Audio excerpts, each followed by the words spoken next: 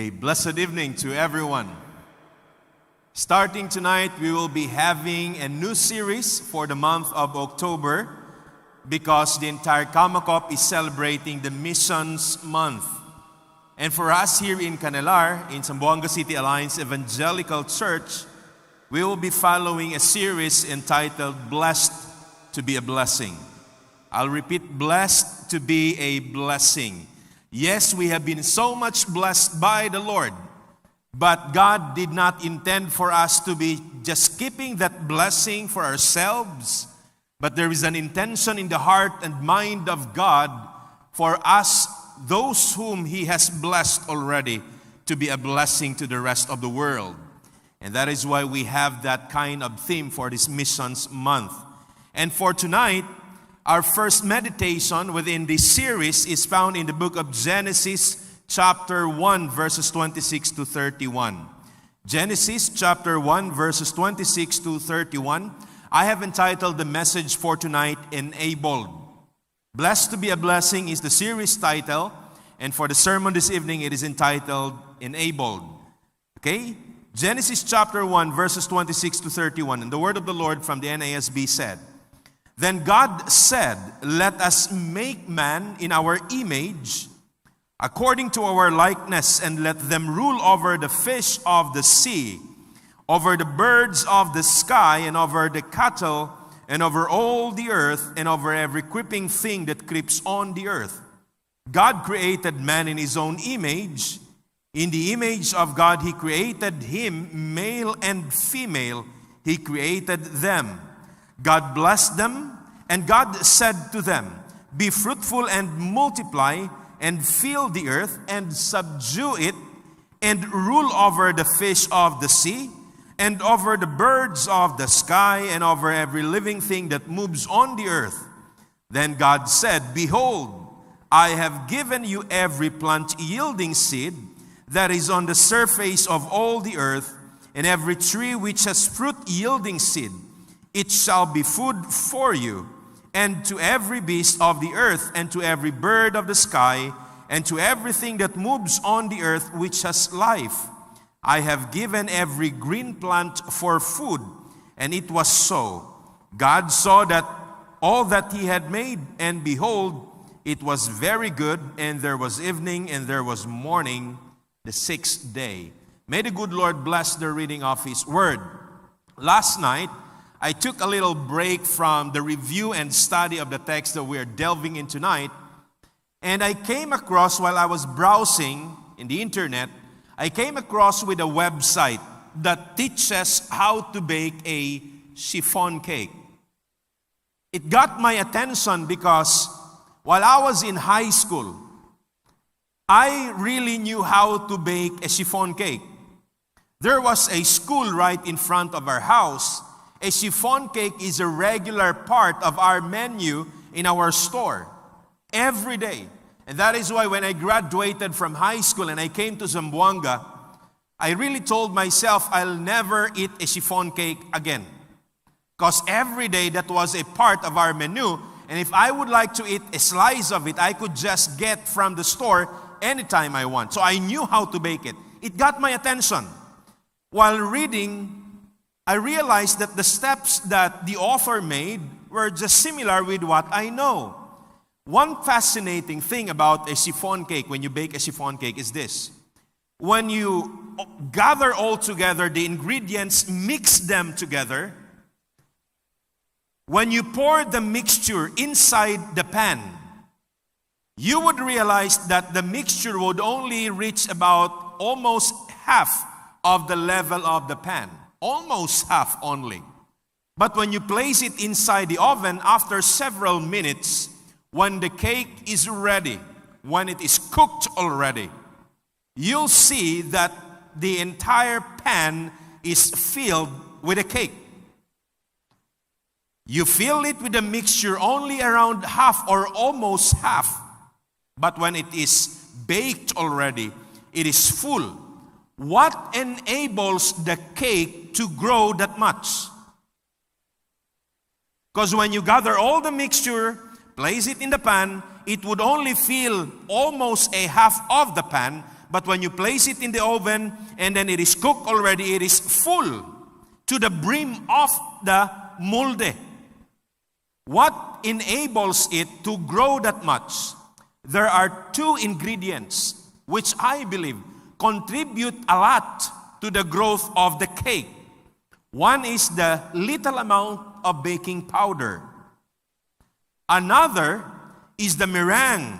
What's a meringue? It's the egg white, you beat it, it's the meringue. These two parts or two ingredients within the chiffon cake are the elements that make it grow higher. When you pour it, the mixture would only about a half of the pan, but it grows because there is something deep within it that enables it to grow, to increase. I was thinking about this in terms of baking when I look at the experiences that we have in our lives today. Because oftentimes, I hear people saying, the responsibility is too great for me because if I'm going to look at my capacity, I am so much limited. So if I'm going to look at my responsibility, it's like a pan that is as high as this, and when I look at my capacity, it's just like the mixture like this only. When this is the responsibility and this is my capacity, how will I reconcile these two? You are working in your office. You try to evaluate the responsibilities placed upon your shoulder, and you see it so much, you look at your capacity and you would say, this is very limited. Or in your life as a student, you look at those requirements that you have and you say that this is too much for me because if I am going to compare it with the idea that Pastor mentioned, this is like the pan that I have to fill, and yet my capacity is just like the mixture.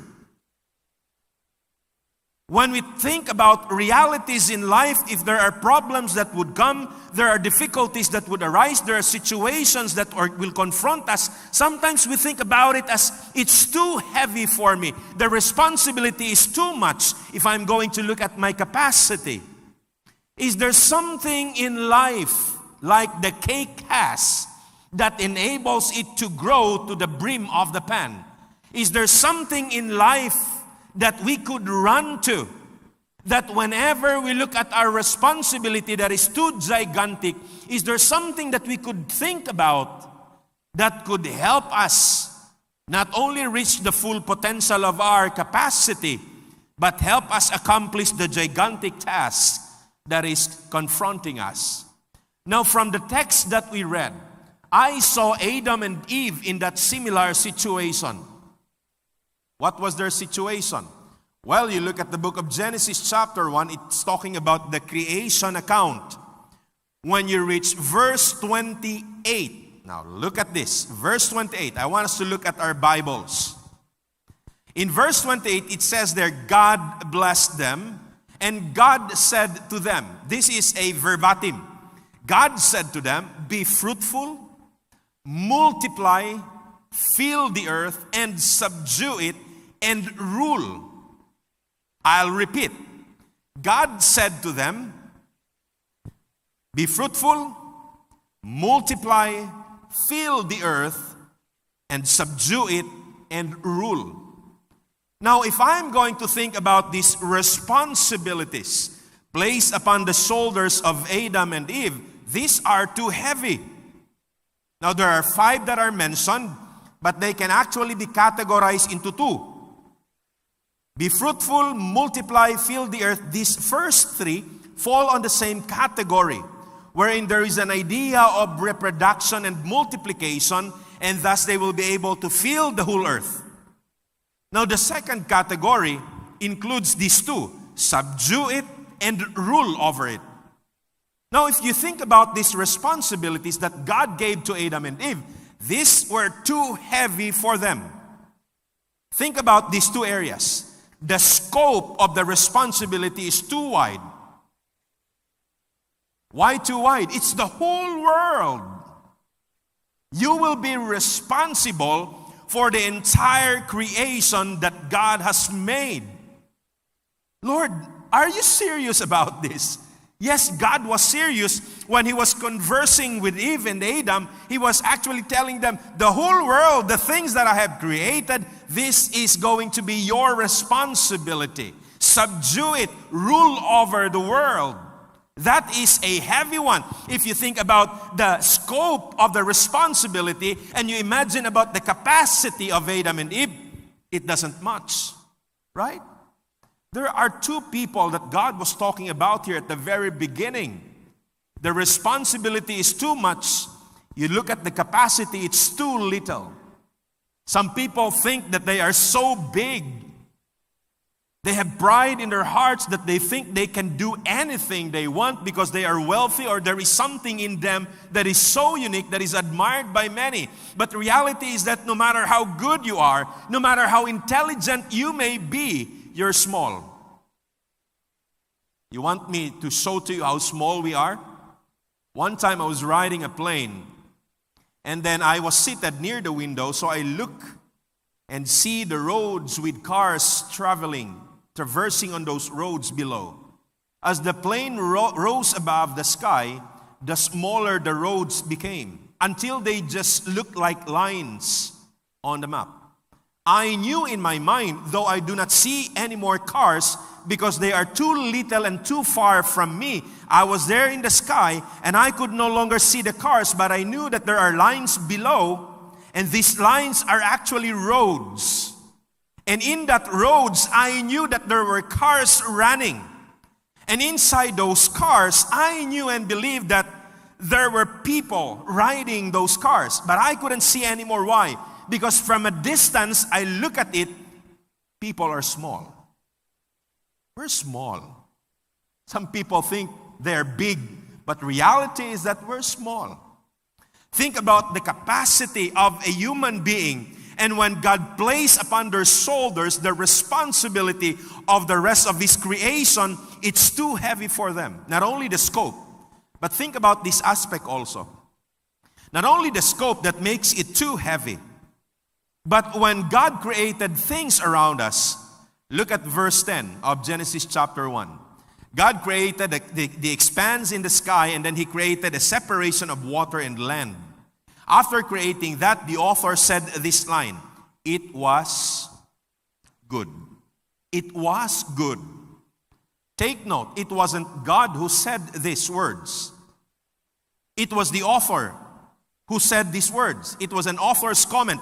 It was so. God made these things and it was good. Verse 10. Proceed and you would see in verse 12, the same phrase is repeated.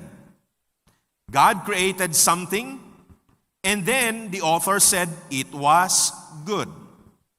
Move forward. Later, God created the lights. He created the vegetation in verse 18. You would see at the end of that portion of creation, you know what the author said? It was good. Look at verse 24. God created the animals. And then after creating that, the author again said, it was good. 4 times that this phrase, it was good, was repeated in chapter 1. You look and move forward to verse 30. After commissioning human beings, the author said it was very good. But again, let me tell you about this. This statement did not come from God Himself, but this was an author's comment. Meaning to say, the idea is that the author is trying to show to his readers from the perspective of God. It was good. It was good from God's perspective. We must learn to see things from God's perspective, not human perspective. Because when we think about what is good for men, can sometimes be different from what is good for God. Is that even possible? Yes. A simple illustration goes like this. When you were still in grade school, remember when you were a young boy, a young girl, going to school, and then your teacher one day told you, let's have a quiz. So you got a piece of paper, listened to the questions the teacher read before you, and you answered. Number 1, 10-item quiz. After the quiz, your teacher tells you, pass the paper. So you submitted your paper. Okay? In the evening, your teacher checks your paper, she realized that there were 2 mistakes among the 10 questions that were given. You only got 8 correct answers. In grade school, I experienced this. I don't forget this because I sold to my father my perfect quizzes. So 10 pesos per perfect quiz. Hindi ko makalimutan. Ang ginagawa ng teacher sa grade school, if you got only 8 correct answers, 8 over 10, and the teacher makes a remarks that says, good. If you get a perfect score, your teacher marks it very good. You see the difference? Good. You got 2 mistakes, but it is good. Why? Because you didn't fail. At least you went beyond 70% or 75%. It's good. So if you follow that idea, that thinking, sometimes the word good from the perspective of human beings can be equated to this idea. Pwede na. Okay na. It's good. Okay na yan. But let us look at the text. When the words, it was good, were mentioned, it was on the perspective of God. Meaning to say, the point of reference is not a human idea, but God Himself. And when God says it is good, or when God sees it as good, means that it is exactly the way He thought of it. When He said, let there be light, the author said it was good because it appeared exactly the way God thought of it before He said it. So what God had in mind before saying the words, before those things came to be, it was exactly the picture that He had in mind. When He said it, it came to be. When He said, let there be vegetations in the land, and the earth is so beautiful, the author said it was good because it came out to be exactly the way God wanted it. It is good in the standard of God. So when the text says it was good several times, meaning to say, the created world by God is something that we can consider perfect at the beginning. It's something that we can consider fragile, something that you and I need to take care very seriously. Okay? So other than the scope of the responsibility is yung pagka-fragile ng in-entrust ni Lord sa atin. I'm driving an old Toyota Vios. It's a 2006 model. An old one. Careful naman ako sa pagmamaneho ng Vios ko kahit old na yon. But around 3 years ago, I visited Glendale, California. My host gave me the key of his car. A Toyota Prius na hybrid. Nung umupo ako, halos ayaw kong apakan yung gasolinador.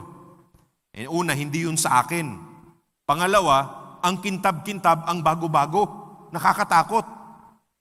When God entrusted to Adam and Eve the world, it's like that. It's so fragile, it's brand new. So look at this. From these 2 perspectives, from the perspective of the scope of the responsibility, it's worldwide. And from the kind of gift that is entrusted to Adam and Eve, fragile, brand new world. Are they not so big for them? They are so big for them. When you look at the responsibility and also consider the capacity of these human beings, you would say it doesn't much. It won't work. They won't be able to fulfill what God has entrusted to them. They will not be able to fulfill the expectations of God because their capacity is just little. That is if you only look at their capacity. Because God said something when you look at verse 28. Now, let's look at the verse again. Prior to verse 28, it's God Himself who said, let us make man in our image, according to our likeness. There is so much debate among theologians as to what does it mean by the image of God in man. There are views about it. Some people would say it has to do with our emotions. It has to do with the way we decide with our will. Some individuals would say it has to do with our ability to relate with God and with other people.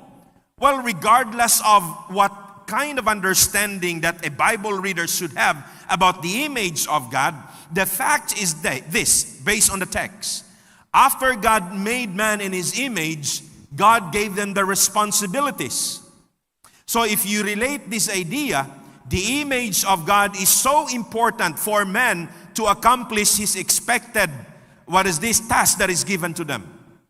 But look at verse 28.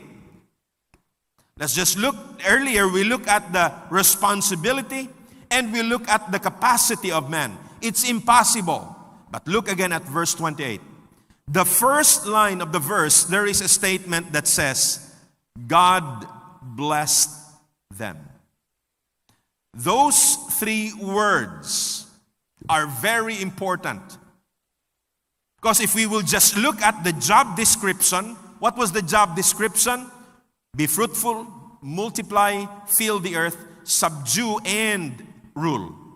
If you look at the job description, it's so difficult for them to fulfill it based on their ability, based on their capacity.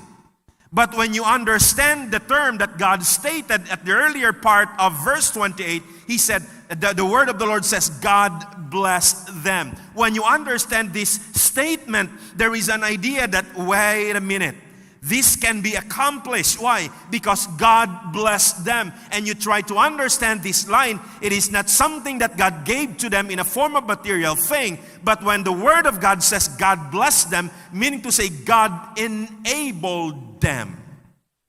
God enabled them. In other words, even before they were given the job description, God already enabled them. When you say enable, in the first place, when God called you, you were not able, but God, through His grace, through His power at work in a person's life, He enables Adam and Eve to fulfill it according to His intention, despite the disparity of the responsibility and the capacity. God enabled them to fulfill the job description. Kaya ibang-iba kay Lord eh. You apply for a job, you make sure that you are able. You include it in your resume. Because if you are not able, I'm certain you'll not be hired. So in the context of a work, you must be an able person. You apply for a job and then you'll be given the job description. Along with that is your salary. Right? But with the Lord's kingdom, it's different. He calls the person, even if the person is not yet able. He calls the person. When He calls the person, He makes it sure He's gonna enable the person, and then He's gonna give the job description. And you look at verses 29 to 30, it's God's allocation. What's God's allocation? He told Adam and Eve, every plant, every seed-bearing plant, every green plant will be food for you. Take note. Adam and Eve were vegetarians. That's the truth. People only started eating meat after the flood of Noah. God gave human beings as food, their allocation, their provision, plants. Even the animals were to eat plants during those days. And I want us to take note of this reality taking place in our lives today. Because as I look around, there are many people complaining about their responsibilities. Because when you look at your responsibility, you would say, it's so big, it's enormous. And when I look at my capacity, Pastor, it's not enough for me to fulfill it. But listen, if God really called you to do that thing, don't forget that His enabling power is upon you. Because God would never call you to do something without His enabling. I'll repeat that line. God will never call you to do something without His enabling. When He calls a person to do that particular thing, it is always accompanied by His enabling. Well, I can hear people today complaining about their children. I can hear parents saying, Pastor, it's so tiresome with this kind of setup of the school today na kailangang mag-answer ng module ng parents. I can see parents here. Can you relate with this matter? You can't just leave your children to answer the module. Iba't ibang sagot ang makikita mo sa module kung hindi mo sila i-guide. You need to guide your children in answering the modules. And it's gonna eat up your time, and it's not the only responsibility you have in the world. You as a parent need to clean your house, you need to cook for your food, and if you are a working parent, you have some responsibilities in your office, you have responsibilities in the marketplace. That's a lot of things for you to do. And there are many people who are carrying a lot of hats today. Many responsibilities, and when we look at those responsibilities and tasks in life, you would say, these things are driving me crazy. Lord, how can I do this? But listen, since God called you to be in that situation, if God called you to do that thing, never forget that His enabling is upon you also. And when we realize this, one day we will just be able to look back and say, paano ko kaya nagawa yun? How did I survive that? I was in that conundrum for a long time. How did I survive that? And you'll just realize and understand it better when you begin to see that God, His hand, His enabling power is upon you. Because as I have mentioned earlier, when God calls you to do something, it's always accompanied by His enabling. Added to that is His provision for you to accomplish His task that is given to you. Looking at Adam and Eve, it's so heavy for them. But at the beginning of verse 28, God blessed them, meaning to say, God enabled them. And in whatever situation you are in today, whatever burden you carry on your shoulder, whatever struggle that you are facing, always remember, if God calls you to do that thing, expect for His enabling, because it is always there for you. With that in our hearts and minds, take heart. Just do what God intended you to do, because His enabling power is upon every one of you every day of your life. God bless you and good evening.